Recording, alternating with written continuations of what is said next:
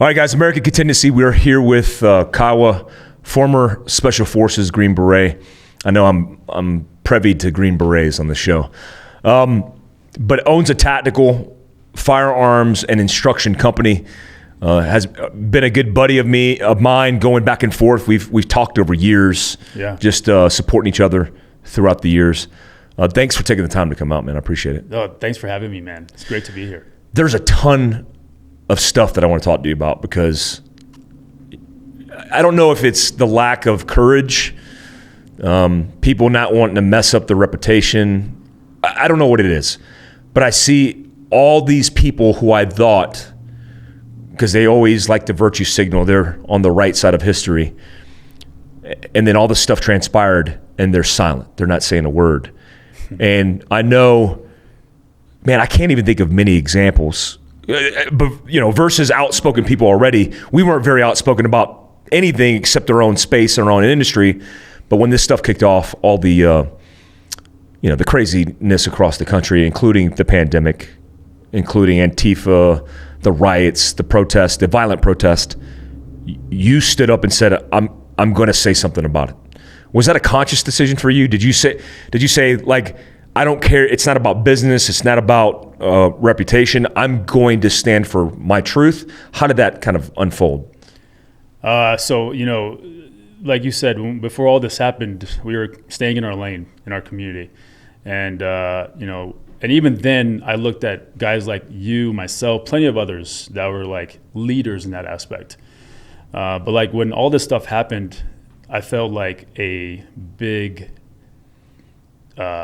change in shifting gears or whatever should have, occurred, at least with people like yourself and myself. And you're right, there isn't many other examples of that. But I think what that goes back to, at least for me, was just kind of like those leadership traits that were instilled in us a long time ago when we first joined. Like I was in the Marine Corps prior to being in the Army, and one of the biggest things the Marine Corps is known for is taking a PFC and a private and teaching him leadership from like day one, and we take that very seriously. And so that always stuck with me.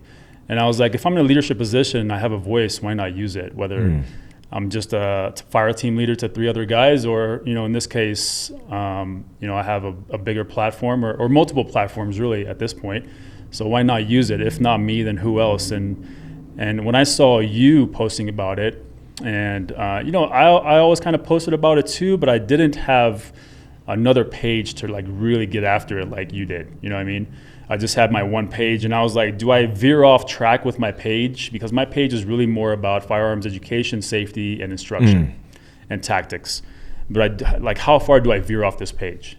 And those thoughts occur to me, like, am I going to lose people or am I going to gain people? But at some point I made a decision where I said, you know what? Even if it's just me and Mike in this case, or maybe like 2 other guys, like somebody has to speak up, and I'm going to catch some flack for sure. And I've caught a lot of heat from people that are like, you should stay in your lane and this and that. It's like, this is my lane. And in fact, this is your lane as well. If we talk about the core principles that are being violated, that are being addressed, the principal concerns that we're looking at, this is everybody's lane. So I just decided to speak up, man. And I didn't know how far I was going to take it or how long I was going to go with it. But the more I did it, the more I felt like, and really it was the feedback I was getting from people that really made me keep going. And I was like, you know what? When people were telling me and DMing me and writing me these long, like 2-3 paragraphs talking about, dude, thank you so much for speaking up. We need more people like you to speak up. I was like, you know what? Yeah, I'm doing the right thing. So there was definitely some concern within myself, like, man, I don't know if I should be talking about this stuff. Especially the way social media is now with trying to suppress us, not just the gun community in general, but now they're trying to suppress anything that is opposite of their agenda, And I was like, man, am I going to take I might get my page get taken, my page might get taken down. But I just rolled with it, man. And yes, I stood up another page to like really get after it. But, I still tend to post on my main page because obviously I have the biggest reach there. And there are some things that I think aren't too like political or aren't too like deep into one-sided on a topic, that I think I can get some good like dialogue from people and just build like a forum where people can talk. So, but that's where it comes from, man. Those leadership traits, and you know what I'm talking about. Yeah. You know. Yeah, I think one of the things that I thought about too is it's a business assessment, right? Because our livelihood. I remember when we started our pages, there wasn't a lot of people from our backgrounds that had pages that were being influential in the space, right? In fact, I can't even name, and I can only name a handful of special forces guys that actually have a voice. I mean, there's guys who have pages, obviously, but that gained traction. We had gained traction. And so I remember it being a conscious decision for me too. Am I going to commit to talking about this? And the first time that I did it was when everybody was doing Blackout Tuesday. And the same day, because I saw friends of mine posting Blackout Tuesday, and I understood the Black Lives Matter movement, right? I understood that there was a lot of people who were African American, that were white, who had no idea what they were getting behind.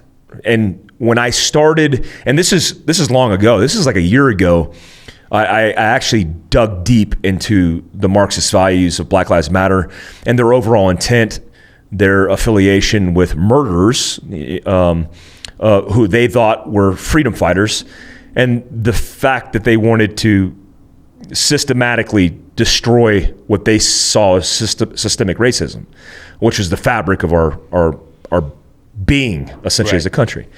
And so when I saw that, I did a post and I said, all lives matter, and I posted an American flag. Because I think segregating any racial, ethnic, religious group for the sake of diversifying a conversation or an agenda to bring people together is a bad tactic. And so I said, listen, all lives matter to me, not just Black Lives Matter, but all lives matter all the time. That's the conversation. And I simply put it that way. And I lost a lot of followers. But then I gained a lot of followers because everybody was like, thank God somebody's speaking up. And the DMs I got were like, I wanted to say something, but I can't because I work for Oracle, or I work for this organization who won't allow me to voice my opinion because they'll shut me down or fire me. Yeah. And then when I saw you posting, the same sentiment, especially in the realm of security, I went, man, like it felt good because I'm like, we are doing this together. And it's weird, but I was like, okay, this is not just me thinking this by myself. There's other people thinking it. Yeah, no, honestly, so you brought up, the reason I smiled because you brought up that Blackout Tuesday. And of course, everybody saw that, And I got to say, man, I got to be honest, like when you posted that American flag, I was like, I'm posting something, It was me. It wasn't necessarily like I knew that I was going to get involved at some point because like when you look at it and you look at exactly what you said, when an ethnic group isolates themselves and uses that isolation as a way to amplify their message or get their point across, that never works out well. Just like you said, if they would have just started out with all lives matter in the first place, you would have had people of all walks of life, Asians, Hispanics, white people, of whoever, holding up signs and pictures of the people that those injustices also happen to. But when you isolate yourselves and then you say, no, Black Lives Matter now, nobody wants to join that. I'm sorry. Like I want to support your message. But when you isolate yourselves that way and you say, and then on top of that, you say, well, all lives matter is just a counter argument. It's an anti-racist movement. You couldn't push me away quick enough with that. Yeah. But yeah, I think that's about the same time I started posting myself. Yeah. Is I saw the whole blackout thing, which I thought was just ridiculous. Yeah. And then I saw you post that American flag. I think I saw somebody else post, and that was it. I was like, you know what? I'm getting in this because it's time. What have you seen? Let's first off tell people about your background, because you have a unique background, and I say unique in the fact that you're a conservative value person with an ethnic background who served in a special operations capacity. You have religious diversity. You have all these things like me, which is weird because I feel like the scariest thing for divisive fringe elements is a multicultural conservative. Right. Somebody who has value, whether that's, my value didn't come from the Republican Party. My value came from the military, right? It came from a good upbringing with a good father and a good mother, based in military core values. Where's your family culturally from? What is your story? How did you come to be who you are today? So I think most people know that, my family's from Afghanistan. Mm-hmm. So I'm Afghan. My father and mother, both Afghan. My family's actually from Kabul. That's where they've lived for God knows how long. But, I was born in 78. My sister, she was 3 years younger than me. The Russians invaded in 79. I think by the time it got really ugly in Kabul, it was like later 79, 80. And then, we were obviously, I'm assuming that everybody was kind of just playing it out to see how long it was going to last. But a lot of people ended up leaving. A lot of Afghans went to Iran. A lot of Afghans went to Pakistan, India, and everybody just booked. But because we had so much, my dad's side was all military. My mom's side, they were all bankers, so we couldn't just up and leave. Mm-hmm. And what's crazy is that on my dad's side, a lot of the guys that were in the Army at the time, because there was so much dissension within the Afghan military between the Afghan Communist Party and the normal kind of, I guess, the non-communist, I should say. There was dissension, and so my grandfather, my father, they went AWOL, and they started fighting the Russians with the Mujahideen. And you know who those guys are, the freedom fighters. Yeah, right? yeah. So they started fighting the Russians that way. It wasn't until my father got killed in some firefight somewhere that my family was like, you know what, we're getting the fuck out of here. Yeah. We're leaving now. Because I think we had the plans to leave anyway, but after my father got killed, that was it. We were packed up and ready to go. And at that point, it's crazy because my grandfather has 6 sons, 4 daughters, and then 2 of his daughters have kids. My mom with myself and my newborn sister, and then my aunt with her 3 kids. And he had to make several trips back and forth from Afghanistan to Pakistan and India to get us out of there. Wow. So he had to use his money and his military connections on my father's side to get us through checkpoints. The military checkpoints were fine, but when we got to the Mujahideen checkpoints, they looked at my grandfather because he was clean cut, 3-piece suit, and they looked at him, they thought that because he's clean shaven, he's a communist.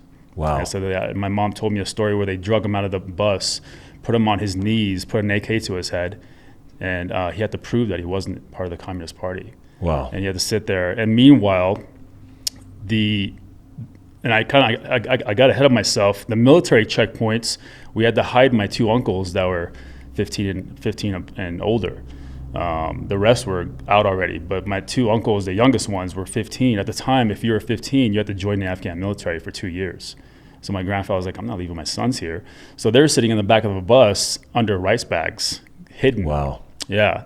So these are the kind of stories, and it took my grandfather 4 trips to get all his kids and grandkids out of Afghanistan. And then we moved to the U.S., and my oldest uncle was a foreign exchange student here. I think he was going to UCLA or Berkeley or something like that. But we ended up moving into the States, and as young as I could remember, I remember the very first memory I have of the U.S. was my family at a Goodwill somewhere, and the Goodwill was handing us blankets and sheets and pillowcases. Was that in California? No, that was actually in Nebraska of all places, and I don't know why we went there, but. That was my very first memory of the U.S., man. I don't know how old I was. Maybe I was 4. I don't know. But, we came from money in Afghanistan. I mean, we weren't super rich, but I remember my grandfather's stories. We were only one of 2 families that had 2 cars and this huge fruit vineyard and whatever. I was like, okay, cool. Yeah. I don't know what that means, but to come to the U.S. and to see how we were accepted by this country, and then how our quality of life improved dramatically, at least in my eyes. Growing up, I remember when I was 10, 11, 12, I had so much gratitude for this country. I was so grateful to see my mom not having to hide her face to go to the store. My uncles were doing whatever they wanted. Everybody, we had such a good life. You know what I mean? Our family was tight. And I grew up that way, and I would always hear the stories of Afghanistan, of this and that, and like how the quality of life was good until the Russians invaded, and then, and I was just like, man, that's so insane that if I would have grew up in Afghanistan, I could have either been like a Mujahideen, I could have been the Taliban, I could have been who the fuck knows, man.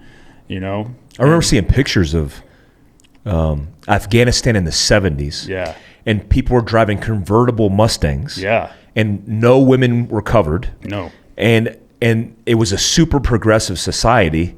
And that Afghan-Russian war blasted that whole entire country back into the Stone Ages. Yeah. I mean, Afghanistan, I have pictures of my grandfather, my mom, her hair done, makeup, short skirt, like really nice. Wow. Like it's a scene out of 1950s America. Yeah.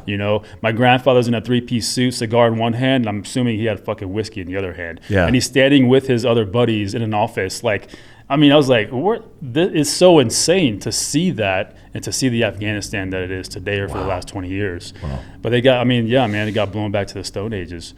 That plus the Civil War and then, of course, the Taliban, Northern Alliance, all that. It was just insane to see how it is. What was your commitment to the military? How did that – I have to imagine that when you have pride – like we have similar stories, mine from Korea, yours from Afghanistan.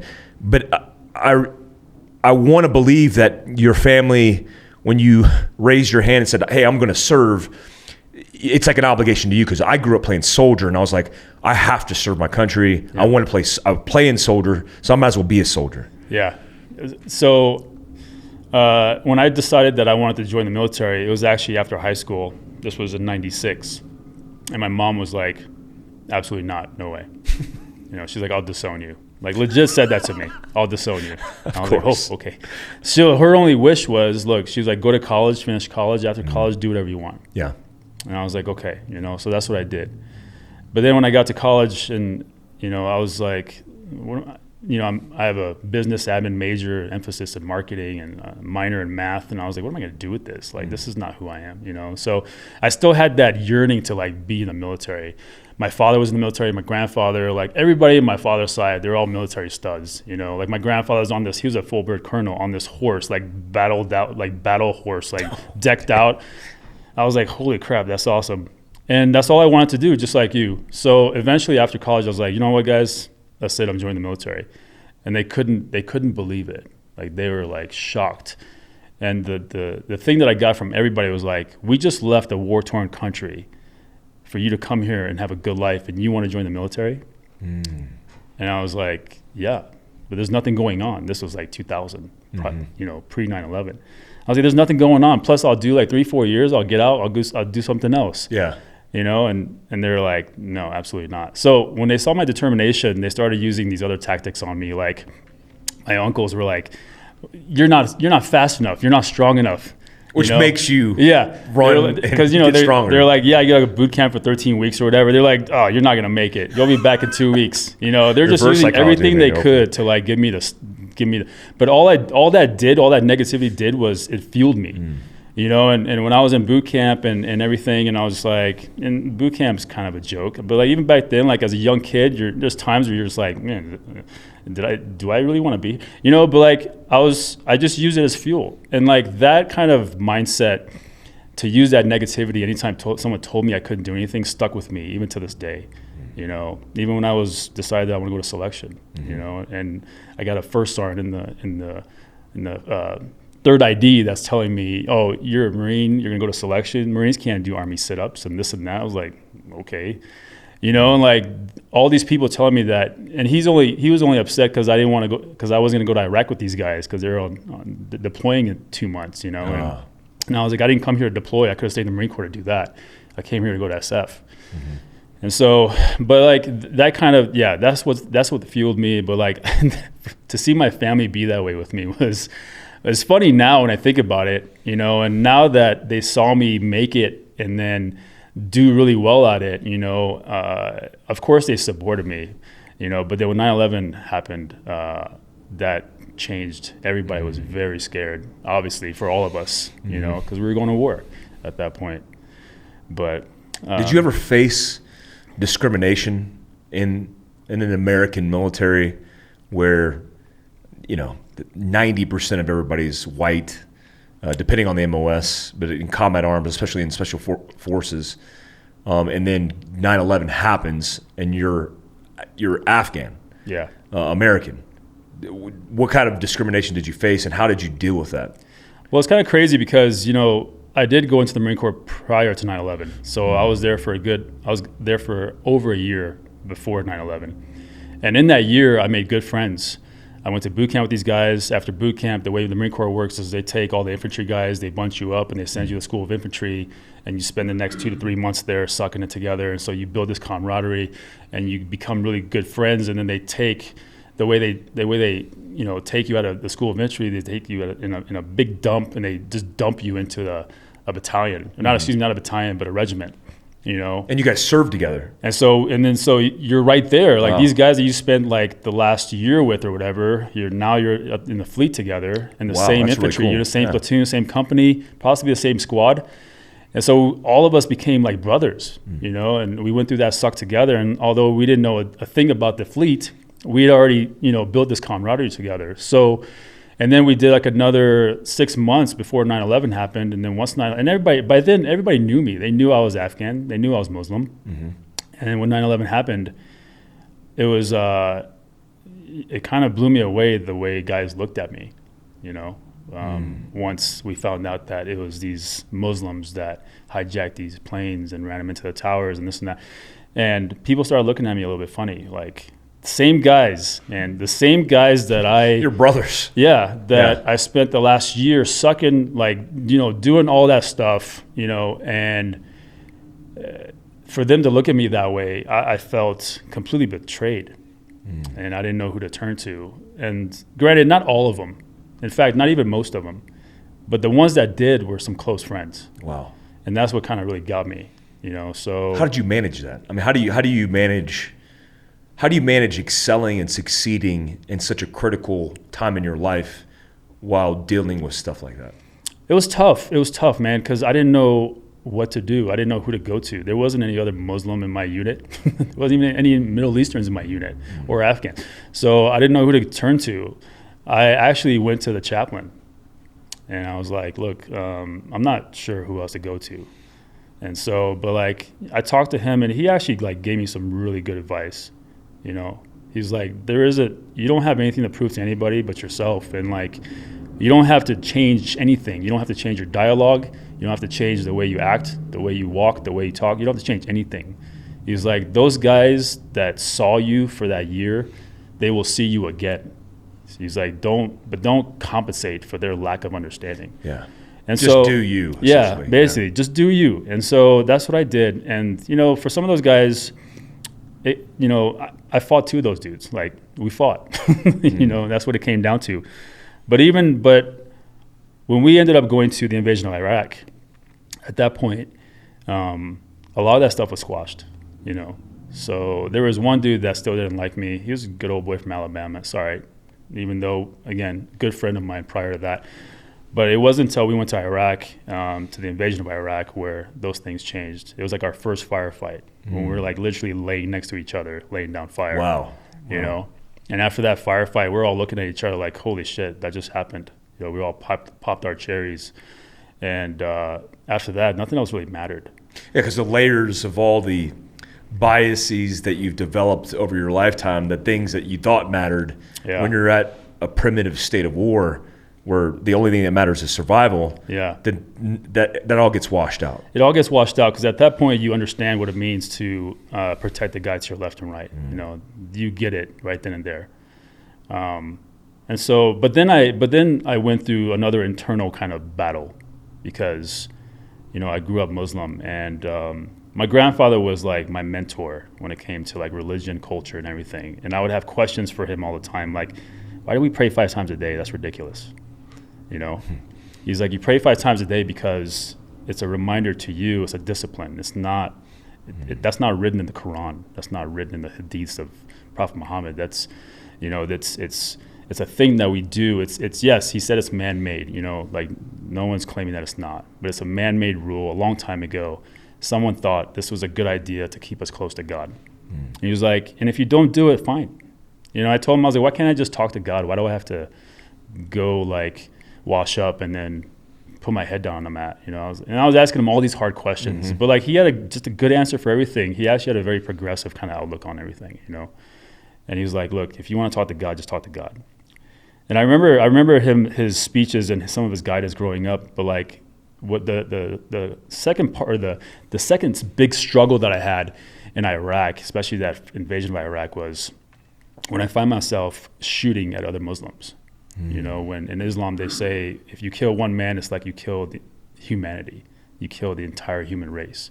You know, if you save one man, you save the entire human race. And like, you know, a lot of people look at Islam and they're like, oh, this religion is evil, this and that. But trust me when I say I was the first one to criticize my own religion and ask all the hard questions, why this, why that. You know, the way I got raised and the way I was taught the religion was that, and the way I analyzed my own religion is that it is in fact a peaceful religion. But just like any peaceful religion, there is a fanatical side. There is a fanatical kind of aspect to it. It can be either taken out of context, or people can take it and purposely twist it out of context for their own purposes. And I think that, you know, that's something that caught on in the Middle East, that whole Wahhabism thing with, you know, it caught on, and a lot of people, a lot of these younger guys, kind of like these Antifa and BLM people, they just bought into it. And they're like, yeah, why is a foreign invader on my land? You know, that's a fucking infidel. You know, and everybody just bought into it, just drunk that Kool-Aid up, man.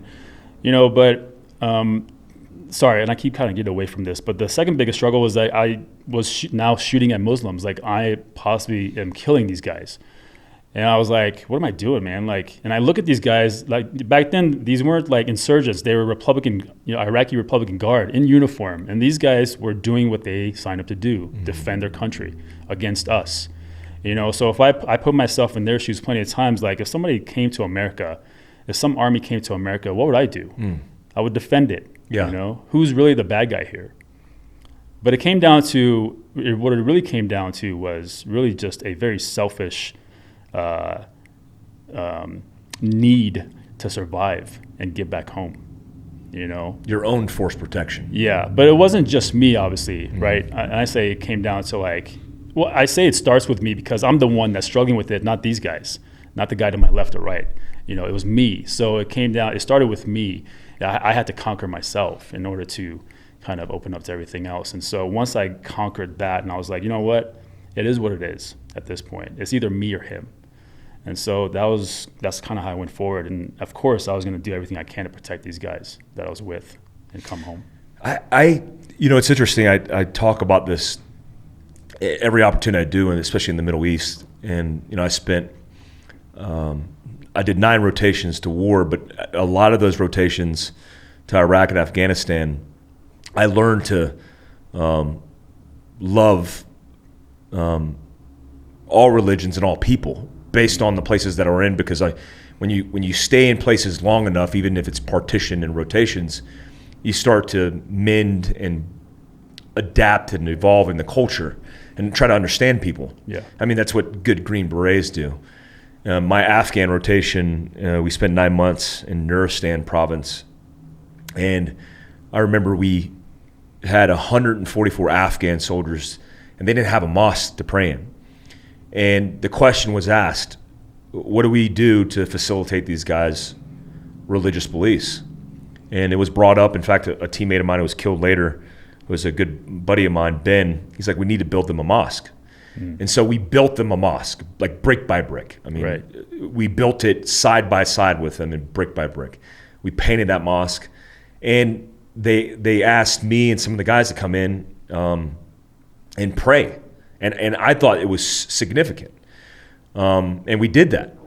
And then I've always been asked the question, like, hey, well, how could you operate with Muslims? Like, it's bad.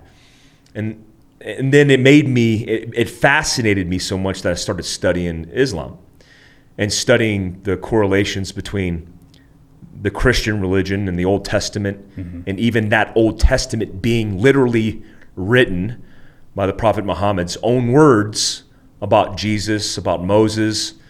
And you realize it could be different paths to the same God. Yeah. And then when I was fascinated to learn about the Prophet Muhammad and how he was outcasted from his own people because he believed in a single God. Right. Where he even hid in a Catholic church in Ethiopia because he didn't want to get killed by his own people because he was professing of one God. Right. And I'm like, man, my mind was blown. And and I've had people DM me and tell me how bad they felt for thinking or even acting in some instances in war about how bad Muslims were when they painted an entire religion. Right. But that's one thing to gain perspective because I experienced side by side. It's another thing to live it, right? It's another thing to actually be that. And honestly, yeah. So it was something that I hid for a while. Like, even after 9/11, people that didn't know me, if they assumed I was Mexican or something like that or Hawaiian, I let them roll with it. You just went with it. Yeah. Because I didn't feel like sitting there and explaining all the time. Yeah. I was so exhausted, man. That really took a lot of me out of me after 9/11 to deal with all that. And so even in the Special Forces, man, when I got to 5th Group, when guys learned that I was Afghan and then Muslim, some of those guys did look at me weird, man. They looked at me funny, and which really disappointed me because in Special Forces, we are, when it comes to special operations, Green Berets are the most cultured guys. We have the biggest cultural understanding of our AO, and we understand how to truly win those hearts and minds. And in doing that, we do that through living with them, working with them, fighting with them, eating, sleeping, drinking with them, right? And so, but like for these guys to come back after these deployments, and these are not like brand new guys, these are like seasoned guys with a few deployments, but for them to come back, having worked with the same people, the same religion, and then to look at me that way, was disappointing. So at that point, though, I'm older. I'm not going to take it personal. Hey, whatever, man. You don't like Muslims or whatever, cool. I really don't give a shit at this point. But yeah, it was tough. I mean, I hid it for a while, but then I was like, why am I hiding this, man? It's just dumb. So yeah, the interesting thing, like in Fifth Special Forces Group, their area of responsibility, at least at the time, was the Middle East. Yeah. Right. So 5th Group, and I know this specifically from the Commanders and Extremist Force version of it, B-23, which is the company that I was in A-15, we were rotating in and out of these war zones, constantly working side by side, and then flexing over to Afghanistan at the same time that Iraq. And so it was very busy. The operations tempo was very busy. But the first time I realized that the system, the institution, didn't really have it together was when they designated me a Korean guy, right? I'm half Korean, but I can read and write Korean. They sent me to learn French, to go to 3rd Special Forces Group to be deployed in Iraq. And I'm like a Korean, French-speaking, war-fighting dude in Iraq. I realized that they weren't capitalizing on the ethnicity and the culture because it wasn't even on the questionnaire. Yeah. You know what I mean? And instead, when I was a team sergeant, if I had a guy who was like you were the asset because you potentially spoke the language. Right. You understood the culture. And even most importantly, in an operational sense, you looked the part. Right? Low-vis operations, you could literally do low-vis operations with you. Versus fighting the institution and obviously the people who don't get it, which I've seen too. I've seen the ignorance that's the world, but specifically in our backgrounds in special operations. But you move past that, right? And you did what you had to do. How was your overall experience? Looking at it in hindsight now and in the past, what would you summarize as your overall experience in the military? Man, I love it. There isn't a day that doesn't go by that I don't miss it. I love the time I did in the Marine Corps as an infantry guy. Those deployments to Iraq, the big one to Fallujah for Operation Phantom Fury, to be there as a squad leader and to be a part of that was insane. It was it really set me up for what I wanted to do next. We had SEAL team, we had Chris Kyle's team with us in Fallujah. And, to have his team, and he was out doing his thing, and his team was actually with us. I had half that team. My buddy Romero had the other half, and then to come away from that deployment, I knew exactly what I wanted to do. As Marines, we kind of look up to SEALs, but when I really did my kind of research on where I wanted to go, that I want to try out for SEALs or SF or what, I was like, definitely going SF, just based off my own research and their scope of work,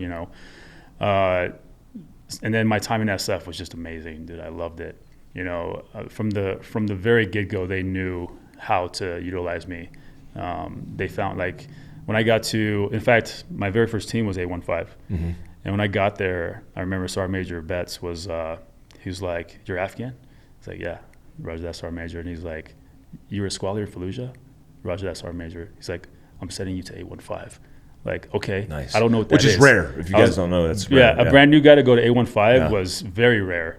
And so when I didn't know what A15 was. I was like, I don't know what that is. But then to do that time with them and then go to a regular team and really get to see how a regular ODA works, and then I got pushed down the human route. And I kept getting pushed down the human route. And then I got to go on all these really cool kind of IA tasking, missions with some different agencies. I mean, dude, there isn't a day that goes by that I don't miss it, and I don't wish that I could go back and get back into it. And that's why when I left Fifth Group, I left Fifth Group for personal reasons. In fact, I'll just say it, I was trying to save my marriage. But when I left Fifth Group, I was like, I just can't leave. So I went to 19th Group, and I was like, look, I want to help, like, utilize me, And before I left Fifth Group, I taught a Cephalic. I was a Cephalic instructor for a few years, and I was like, dude, utilize me however you guys want, right? I'm here to help. The only thing I can't really do now at this point is deploy, because I got too many obligations outside, and don't offer me any schools because I'm schooled out, But they were trying to promote me to E8 and give me a team, and I was like, I can't. Like, I'm doing that for your own benefit, because not that I'm not capable, but I'm just too busy. Like, I would fail the team, I would fail you guys, I would fail myself. So, but I was like, just let me help out wherever I can, and that's what I've been doing since I got to 19th Group. But when I talk to my buddies at Fifth Group and I see what they're doing and everything, man, I'm just like, I try to vicariously live those days on my own Instagram.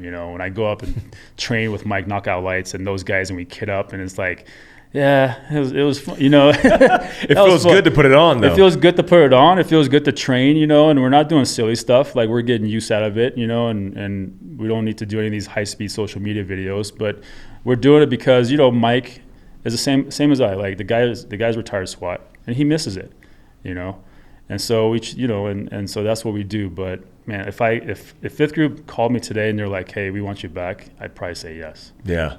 That's love. That's love there.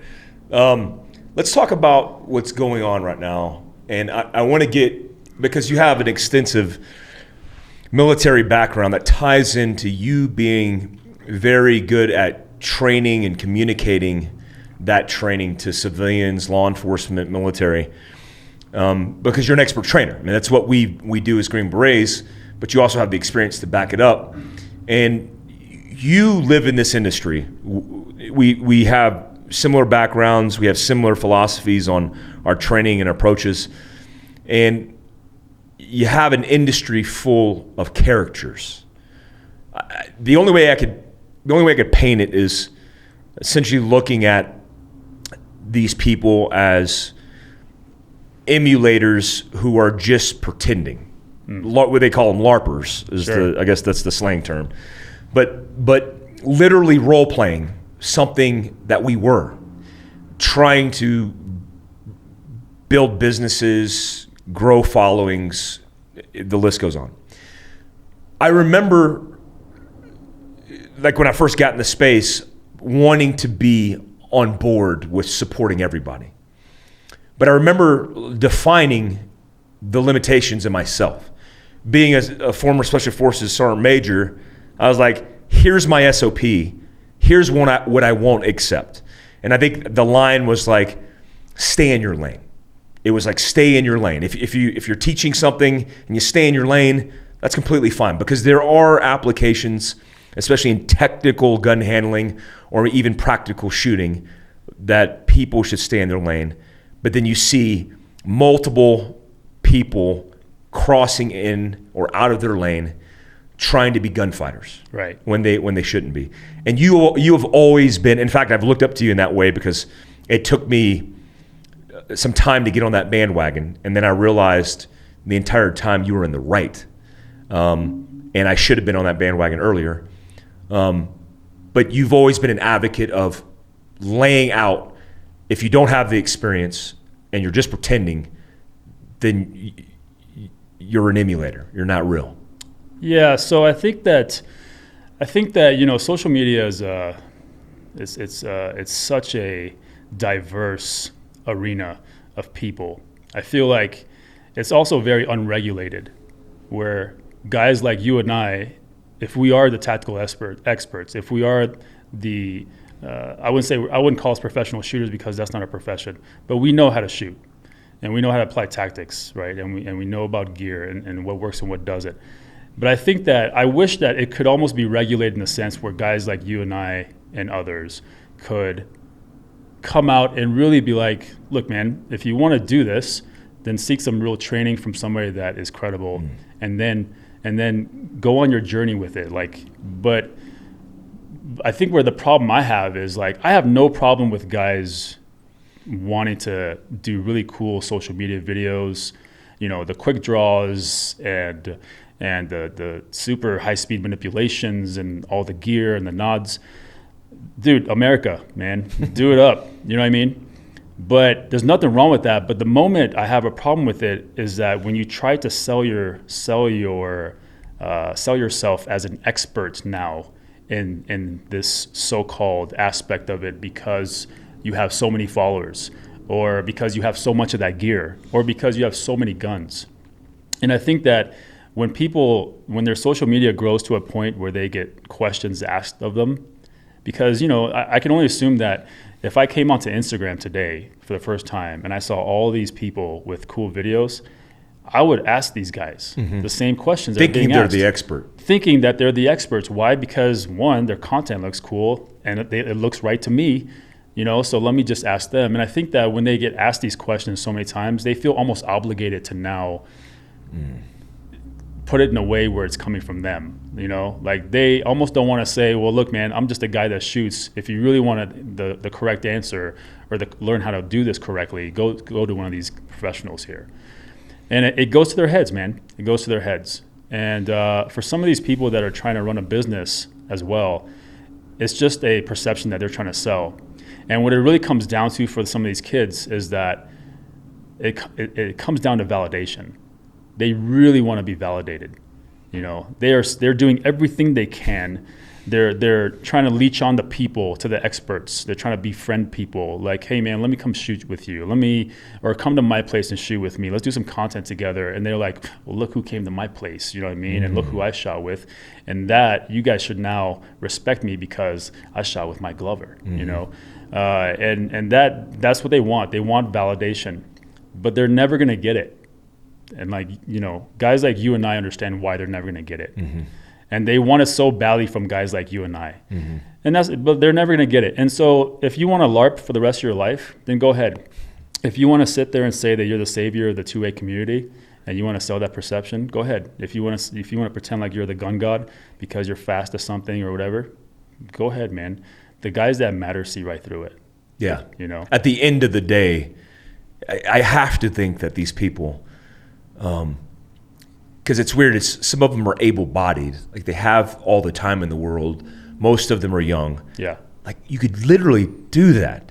I mean, it would just require you to make a change and stop selling and start doing. Yeah, right. Yeah. But yeah, I wanted to get your perspective on that because I think it's important that, how you frame professionals, professionalize and hold sacred, especially tactics that are potentially affecting people's lives in a positive or potentially negative way with liability. Yeah. And when dudes do cartwheels and kiss guns and do that kind of stuff, I'm like, that person's never seen anybody die in combat, right? No. That person's never been in a gunfight in fear of their life. Yeah. That person's never served something bigger than themselves. I don't want to be self-serving in this context. No, but I'll say one more thing on that is I think that, I think that the level of proficiency and the level of knowledge that guys like you and I hold, we've earned that. We put our time in to earn that. We sweat, we shed sweat and blood and tears to earn that knowledge, earn that experience and that expertise. And it's just as sacred as that long tab that's on our shoulder, that special forces tab, that ranger tab. It's just that trident. It's just as special as that. That level of expertise is earned. So when you try to say that you're an expert in this, or you try to sell that perception that you're an expert, you might as well throw a long tab on your shoulder at that point and try to say that you also earned that title, because that's what you're claiming. Yeah, you're manufacturing fantasy. You're just making stuff up. Yeah, and that's what it is. I called one of these kids, I said it was like Rob Diedrich's Fantasy Factory. I was like, it's just your own little playground. But go ahead, man, do it up, So Narnia, man. You can do whatever you want in Narnia. Yeah. Have at it. Yeah. Let's transition to this Antifa BLM protest violence across the United States, because for American Contingency, it's important you guys tune in to the advice and perspective, because you have an operational sense, you have an operational mind. When you look at this taking place in our country, what's going through your head? What are you perceiving, and then what are some of your recommendations to people when looking at this kind of stuff? Well, to me, I think what really kind of blows my mind, and I still cannot grasp, is how people lack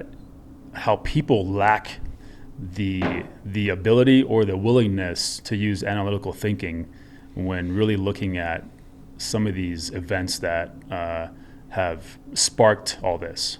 If we're talking about people like Breonna Taylor and George Floyd, all the names blend in at this point. I forget the other kid's name.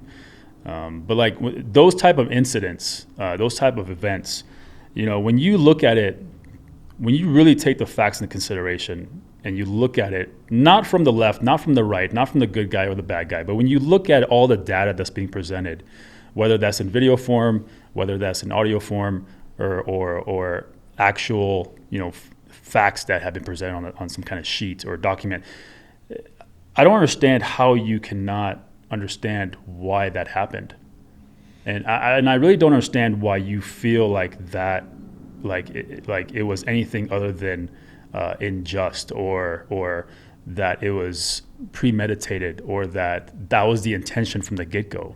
I really don't. It just blows my mind. So, I'm not going to go down a rabbit hole of what I think is like kind of driving all this, but I think that for the people on the ground, these kids just don't take the time to do that, to really look at that and study. And if you really give a shit, then just do some due diligence and look at that, and come up with your own thoughts. Don't let your friends around you persuade you. Don't let them influence you. Don't let them peer pressure you. But I think for a lot of these kids also, especially black kids at this point, I feel like they're in a bad place, because if all my buddies are black and I grew up in a black neighborhood and all of them are supporting BLM, and I'm the one that's critically thinking, analytically thinking, and I'm like, hey, hang on a second, guys, this doesn't make sense. I can only imagine how those other kids would treat him. So at that point, it's peer pressure. He's almost forced. And you see how some of these black conservatives on TV, some of the more known black conservatives, the Hodge twins, the Candace Owens, the Black Hulk, like all these guys like Officer Tatum, all these people that are actually using analytical thinking, and they're like, hang on, you see the way they're being looked at and treated by the black community, or even the white community at this point, because BLM is just, we don't know, BLM is what it should have been in the very first place. Everybody together, but so it's kind of hard for me. I think those are the two big things: a lack of that kind of analytical thinking and outlook, and also the peer pressure from their own communities, like even celebrities. I just talked to my cousin Jay about this, and he's in Hollywood. He's an actor, and he's in a tough spot because. And I'm not going to dime him out right now, but like he feels a certain way. He feels a certain way about certain things, but he's afraid that if he speaks up, that a lot of his community, acting community, is going to look at him like, "Oh, you're a traitor. How can you feel that way?"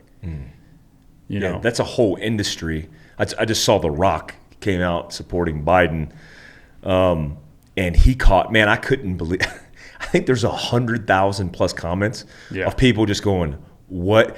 I know what The Rock is cooking. Like, I could smell what The Rock is cooking now, and it's BS, right? It's people are just losing it on him. And it sounds like, and I like you said, which is important, like critically analyze what's taking place.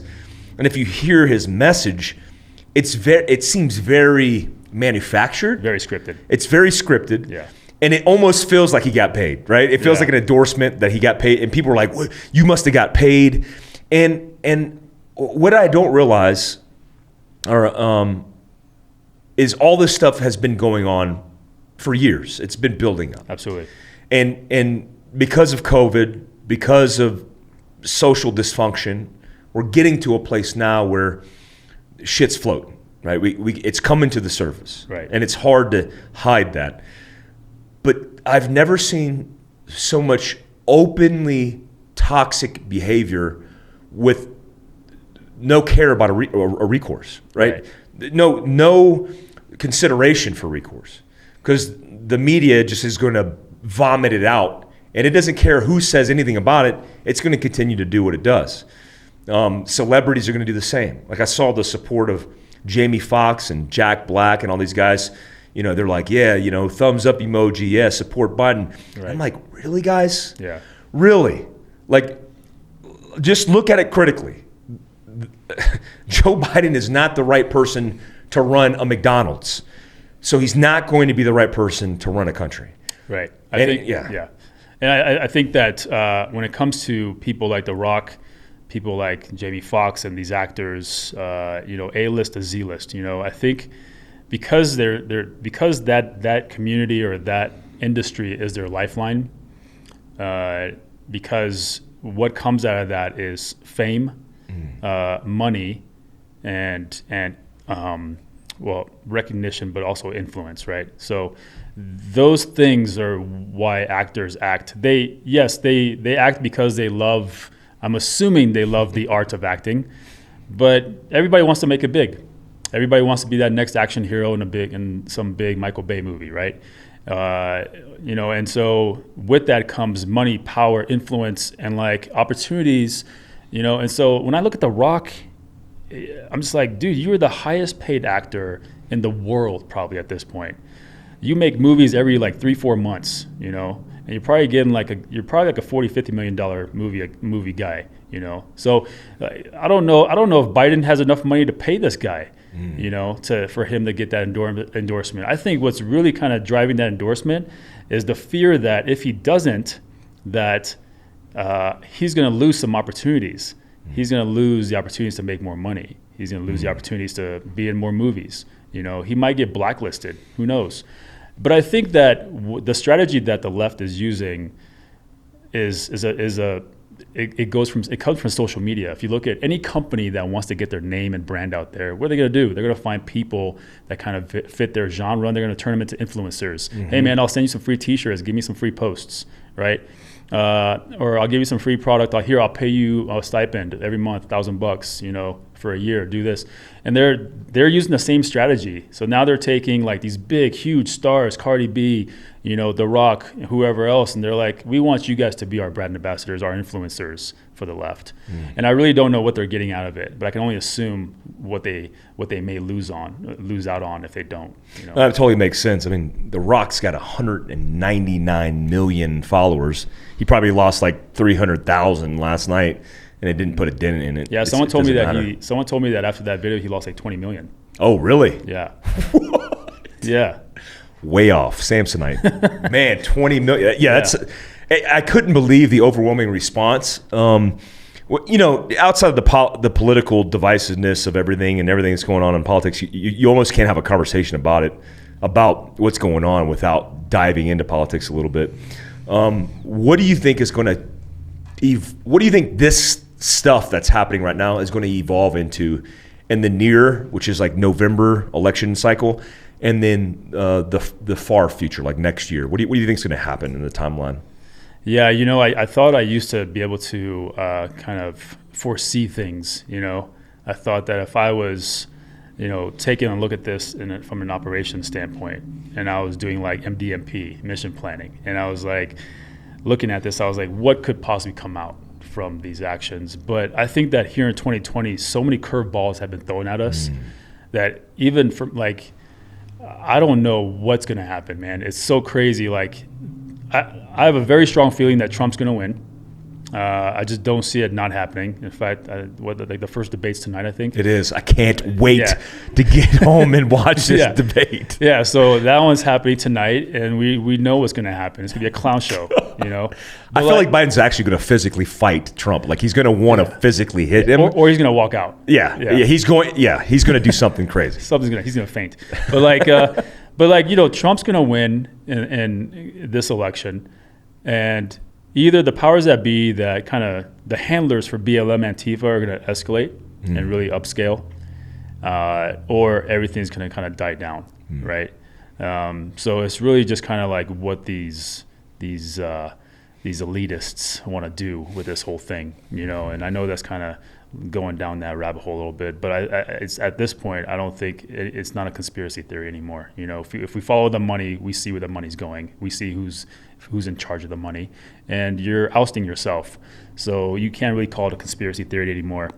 So either they're going to escalate things, and Antifa is going to escalate operations, and they're going to go from pot shots to pipe bombs and straight up ambushes and like guerrilla style warfare, or it's going to die down, and so we'll see. But I'm obviously hoping that it all dies down. I'm hoping that they're just like, well, he's here for 4 more years. Like, there's no need to completely destroy America, because it's really not. What are you accomplishing at that point? Yeah. If you really, unless you really want to just destroy the infrastructure of this country, then keep it up, man. But what's going to happen if you do keep it up is like guys like us who are idly sitting by and minding our own business at some point are going to, we're going to put our hat on and we're going to start doing work. Yeah, we have to, right?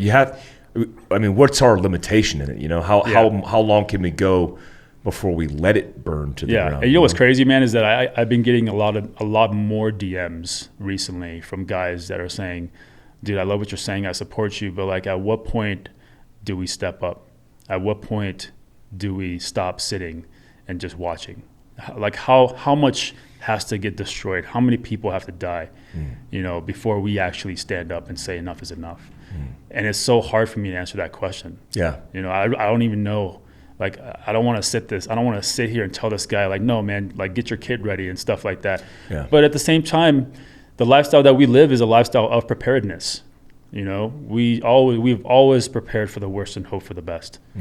And so I just hope that things go back to normal once Trump is back in office, or wins this next election, and America goes back to what it was, man. But if you look at the tradition, if you look at the trend in history, just in the last 10, 15, 20 years, that's not the way it's probably going to go. Yeah, it's looking not good. No, it's not looking good. What would you do for, like, pro tips and recommendations for people who are just normal people who are like watching this and they're like, what do I do? What can I do to get better prepared? What can I do right now to make a difference, to make a change, to get ready? Is there anything that you would offer in advice, like literal advice, and maybe anything in mindset? Or I love talking about this stuff, man. This lifestyle, I love this lifestyle, like just being prepared, Obviously, it starts with mindset, when I put mindset changes everything on one of my T-shirts, like, I meant that, like, it's your mindset that changes everything in your life. So like, it does start with mindset. That's one of your T-shirts says that? Yeah. I need to get one of them. Yeah, okay. Mindset changes everything. Yeah. That's awesome. Yeah. So, but I'll get you one of those for sure, man. But I think obviously it starts with mindset, because the mind drives the body. And so I think that, and then off that obviously is one, just basic situational awareness, because we never know when this crazy stuff happens. We don't, like, it just pops off wherever now, and so just your own situational awareness, just understanding your surroundings, your pattern of life, your 5s and 25s, like, but also passing that on to your family. Like, I tell people, do you have a plan for if somebody breaks in your house during the day? What's the plan? You know, what if you're home with your family? What's the plan? What if it's just your wife? What's the plan? Do you have a plan for your family if somebody breaks your house or breaks your door down at night? You know, what's your primary, what's your alternate, contingency, emergency? Like, do you have a pace plan for that? You know, I mean, we can get into the weeds on all that, but your own situational awareness is your own safety comes first. And then obviously if you're a father and a mother, the safety of your children, you know, maybe the safety of your coworkers at your workplace, understanding the culture of an environment, so that when you understand the culture of an environment, you understand the abnormalities within that environment. You know, and those abnormalities usually are threat indicators or what potentially could be a threat indicator. You know, for example, every location has its own culture. A gas station, look at what happens in a gas station. People come in, they pump gas, they go in, they buy something, you know, and like so that's the culture of that environment. Movie theater, Walmart's, wherever, school, you know, your workplace, anything, and then understanding what a threat indicator looks like, you know. And then, man, we can go into this for so much. Well, I want you to do that situation awareness spill is going to be one of the first. Kawa is going to be doing content for American Contingency, and one of the first things that I was going to have you do is the situational awareness thing, because that perspective of kind of how we identified it in special operations of potential threats that were outside the pattern, like you said, abnormalities, is so critical to understand how to implement in real life, in real time. Absolutely. Yeah, we'll get in the weeds on that, because that's so important to talk about. Yeah, and then, you know, honestly, we can go into bug out bags and go bags, you know, like a go bag for a get the fuck out of Dodge is different from a go bag for a fire that's about to burn your house down. You know, like I should have all my valuables, photo albums and stuff in one go bag, and you know, and then I should have like a no shit go bag for survival. You know, maybe one in my house, maybe one in my truck, a smaller one or something like that. That plus, you know, what is your, you know, what kind of network do you have that you're gonna fall back on? You know, if you have to get out of your town, where are you gonna go? You know, whose house are you going to go to? Do they know that you're coming? You know, do you guys have any kind of near and far recognition, or do you have any kind of pace plan set in place? Like, how many routes do you have to that person's place? What if he is not available? What's your alternate location that you're going to? So those type of things are, you know, and I'm obviously just, you know, I'm like scraping the tip of the. Yeah, we're just spitballing now. Yeah. There's so many. But things. there's so many things, and so for your average citizen, since you asked that question, situational awareness, pattern of life, abnormalities, threat indicators, and then most importantly, don't be so oblivious, like in your own world. You know, like so many people are glued to this and not glued I use the Starbucks analogy a lot. Like next time you walk into a Starbucks, pay attention to how many people actually look up at you, come out of their laptops, come out of their phones, and look and see and who actually just came through the door. Because I guarantee about 3/4 of them will not look up at you. So if I came through that door with a machete, three-quarters of those people have no idea, you know? Yeah. And so that's really like the hindrance of today's world with electronics, is that we're glued to our phones, we're glued to our laptops, we're glued to our computers, but we're also so involved with sometimes with conversation within ourselves that we are now oblivious to what's happening. You know, like if you and I are sitting at a table at a restaurant, and we're so like we're having such a great conversation that we're just like everything else around us is a blur. You know, or like you're so busy with your kids because they're such little turds that they're just like taking up your time and all of your attention span, and all of a sudden you become a soft target because now you lost spatial awareness or situational awareness.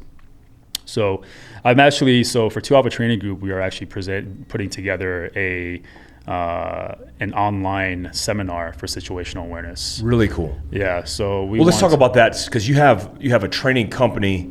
You're adapting even under the current circumstances to continue to educate people. What are some of the things that you're doing training wise, and what are kind of the links where people could go to be able to find that kind of stuff? Sure. Yeah. Thank you. So, 2 Alpha Training Group is my firearms and tactics company, if you want to call it that. And we do teach an array of curriculum. I mean, you know, most of the curriculum that I teach with 2 Alpha Training Group really comes from my time at Cephalic, you know. And so what's the point of reinventing the wheel?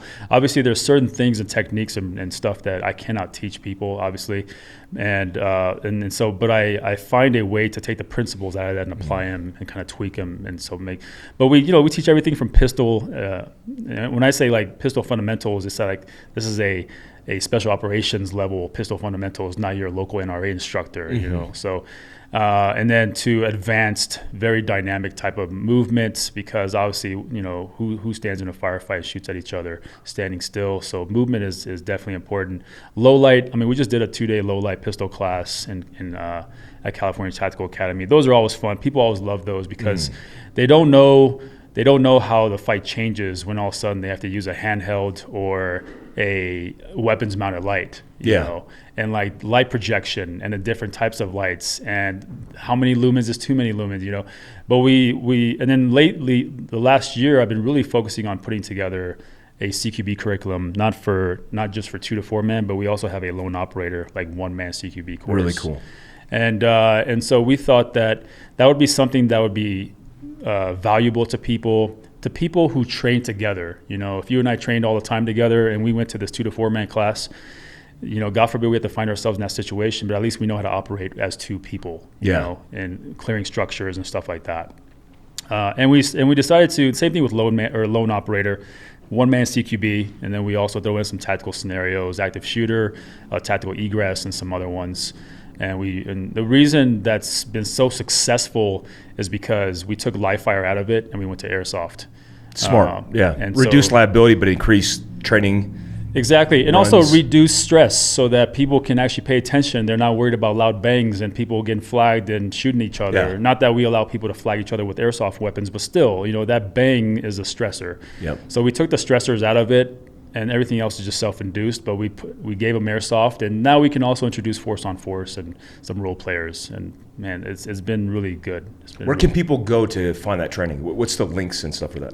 Yeah, so it's funny because I had 2 Alpha Training Group. So 2alphatraininggroup.com was up and running up until 2 months ago, where our payment processor was very anti-gun and 2A, and they shut us down. Oh wow! So we just got another payment processor who's actually very pro 2A. Yeah. So the site will be back up. But even now, you can go onto 2alphatraininggroup.com and sign up for the newsletter. And so when it's up, you'll see the newsletter, hey, we're up and live, and then all the courses will be on there. For now, we're utilizing our social media platforms, 2 Alpha Training Group Instagram, my Instagram, Kawa _M _official. And we make them a post, or we put them in the caption, and that's where you can find the schedule. So apologies for that, but yeah, I mean, we're teaching a lot, man. Just like you guys, we're all over the country. In fact, next weekend I'm going to Miami to do a 2 to 4 man CQB course out there at Tradecraft. The next month I'll be at Sawmill, where you really guys cool, were. man. That's a great range. Yeah. So we're doing a lone operator out there. Awesome, man. Well, you know, I want you guys to look forward to the opportunities that Kawa's allowed us to access, because he's going to be providing content for you guys. Specifically, I think we'll start out with situational awareness. But he flew in here just to have the opportunity to talk to you guys and engage with you guys. And, you know, when we talk about American Contingency and everything it's not the Mike Glover show. In fact, I always want you guys to look at me as being the conduit and the access to guys like him who are subject matter experts, who offer the training solutions, who offer the right advice and the right solutions, versus this is just my show. One, I want to say thank you for coming out, man, and taking the time, because we had this conversation last week, and here you are. And, you know, he called me and said, hey, he wants to get more involved and better involved in what we have going on. And the fact that you're executing, man, I knew you'd be a man of your word, and the fact that you're part of this is really important to me. Thank you. Yeah, no, thank you, first of all, for having us here. Obviously, this was great, man. You and I talked about this almost a year ago. Yeah. You know, trying to get this done, but it is what it is. I think the timing's perfect, obviously, with American Contingency being stood up. And as soon as I saw you stand it up and I saw kind of what your mission statement was, I was like, why wouldn't I want to be a part of this? I mean, this is pretty much what I'm talking about anyway. Awesome, man. You know, so I appreciate the opportunity to also be part of American Contingency. And I've gotten already so much love from the AMCON members, and even awesome. Like SoCal, NorCal, like all of them have been hitting me up. Obviously, we're on Discord and stuff, but like they're hitting me up like this and that. So, it's going to be good, man. There's some good stuff coming for all the AMCON members. There's some good stuff coming for you guys in general. And then, dude, the future's bright, man. I'm looking forward to it. It's going to be great, man. Yeah. Thank you so much, man, for coming on the podcast. Yeah, thank you again so much for having me. Thanks, guys. Peace out. Take care.